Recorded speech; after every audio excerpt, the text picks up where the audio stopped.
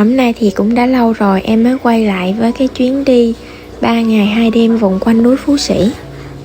Mấy nay bận bịu bánh trái quá mấy chị ơi, nay em mới có thời gian em quay lại. Thì sau cái chuyến tham quan ở cái làng cổ thì tụi em di chuyển tới cái bãi trại. Sau khi check in thì tụi em di chuyển xuống bãi trại. Nhìn lanh quanh thì còn đúng mỗi cái chỗ này mà còn trống thôi.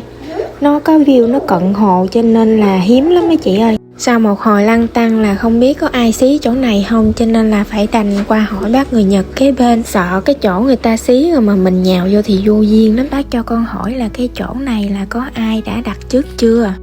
Thì bác bảo là tụi con cứ vô cắm đi, đâu có ai đặt trước chỗ này đâu. Mỗi liều cách nhau 1-2 mét là ok rồi con ơi.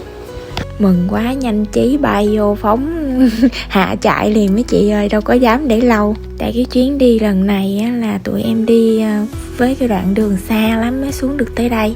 Cho nên là rất là mong là sẽ tìm được cái view ưng ý.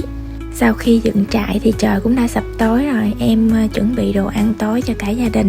Anh nhỏ anh đói quá, ảnh cứ đòi ăn liên tục vậy đó à.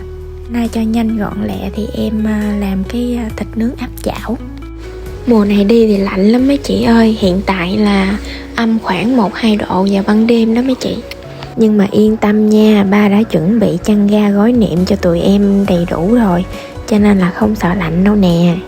Đêm khuya hí hửng mà ảnh còn đòi ra đốt lửa trại nữa đó. Sau một đêm dài chăn êm nệm ấm. Ở ngoài trời thời tiết lạnh quá cho nên em cũng lười. Em nói là anh ơi anh quay cái cảnh bình minh cho em nha anh. Sương mù giăng lối luôn mấy chị ơi. Nhưng mà mặt trời lên rồi thì trời trong lại. Mời mấy chị ngắm bình minh cùng em nha. Đây là ngày thứ nhất thôi, em vẫn còn cái đêm ngày thứ hai nữa. Mấy chị chờ đón xem là phần 3 nha. Bye bye.